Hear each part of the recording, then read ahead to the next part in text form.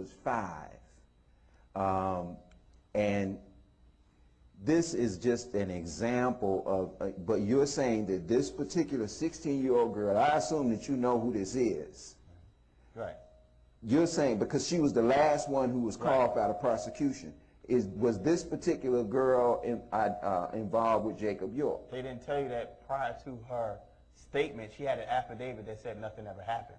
They didn't tell you 2 affidavits that said nothing ever happened. I was forced into this testimony. They didn't tell you that she was down in South Beach and they had pictures of all of this party. You have pictures. We have pictures presented to the jury so they can see what these girls were doing with Jacob York, licking, having tongue in one of them ear. These are young girls. These are girls, right? Who he traveled across state line with down there, and he's having sex with them, passing them off to his friends.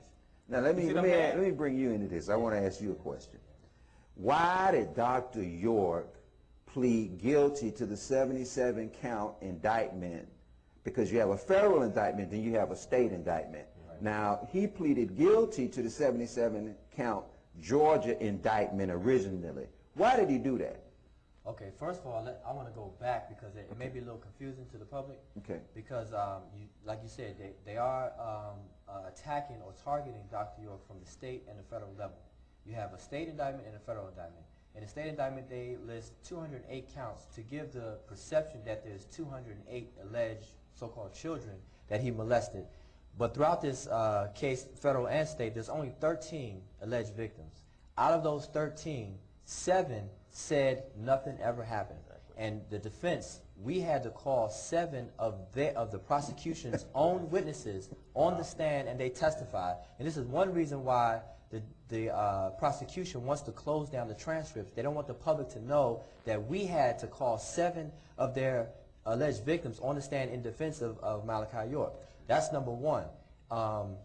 2, 5 of those teenagers were kidnapped from the land out there on 44 Shadydale Road the day of the raid of May 8th, after the arrest of Malachi York, taken into custody and questioned. And they still said then that nothing ever happened. But they still maintained that that they were molested, and they're using them in the case. And matter of fact, we have 2 of them here today that may be on later. Now the 2 that we have here today, did they change their testimony? Or did they say originally that nothing ever happened? What's interesting is that the 2 that are here today never said anything happened. They told the prosecution that nothing happened, not they. One of them that is here today said that nothing ever happened to the prosecution. What's interesting about the other is that she's listed in the indictment as being molested, but the prosecution and the FBI and the agents never ever interviewed her, never served her a subpoena, they knew where she lived. They never came to the house to question her to find out if it was true or not. She's listed in the indictment, but you're telling me that the FBI never talked to her? That's right, and she testified to that in court, and that's on the transcript. That's another reason why the prosecution wants to close down the transcript. That's why Brother Al said earlier that there's so many mistakes going on in the trial that they have to keep it hidden from the public, and that's why we're thankful to be on the show to explain that. Now, the question that most people probably would ask themselves is, why are they doing this to Dr. York? Why are they spending all of, because this has been going on for what, 2 or 3 years? Right, actually longer than that. It's been going, the case itself, the legal case took place, he was arrested on May 8, 2002.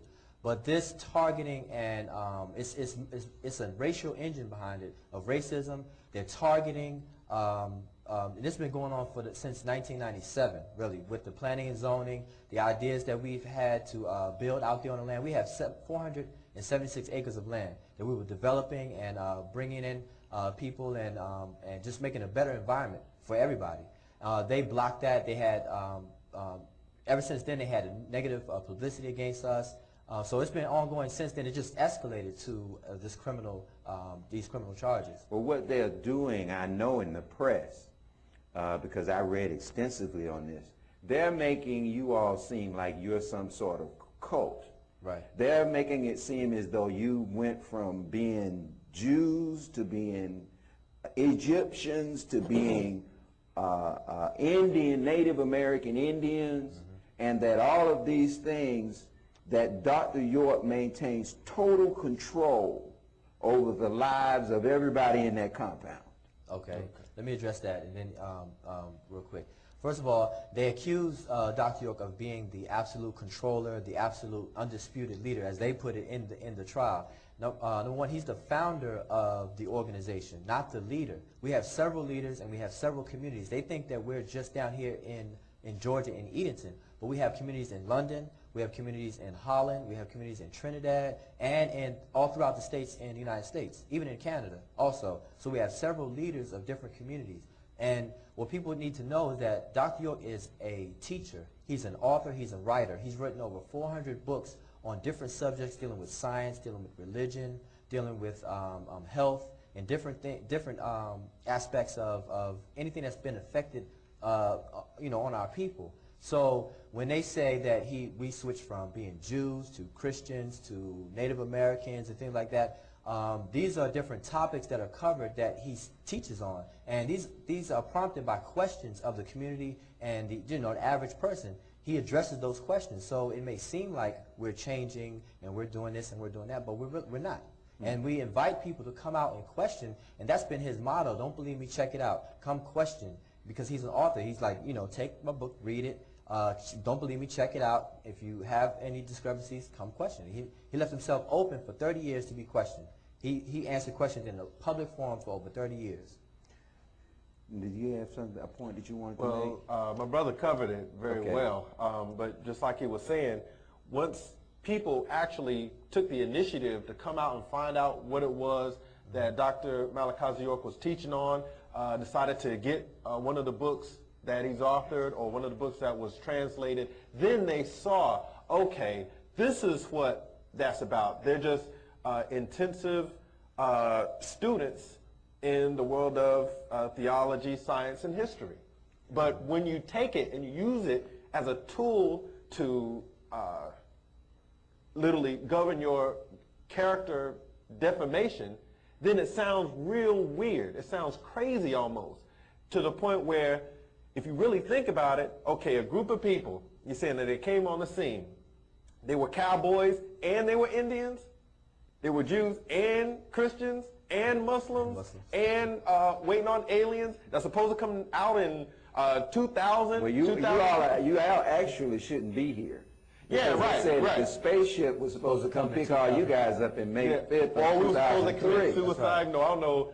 No blacks in group mass has ever committed suicide, but that was supposed to happen. It didn't happen in 2000. It's supposed to happen in 2003. And so, all right, we have nothing left to go against this man, to bring down this black leader. What do we always use, from the Nation of Islam to Elijah Muhammad, from Noble Drew Ali to Marcus Garvey to Malcolm X? Go after sex. Go after molestation. Go get into their sex life. Use that to bring them down, because no matter how impeccable his character is, and no matter how much he's donated to the public of his finances, of his time and energy,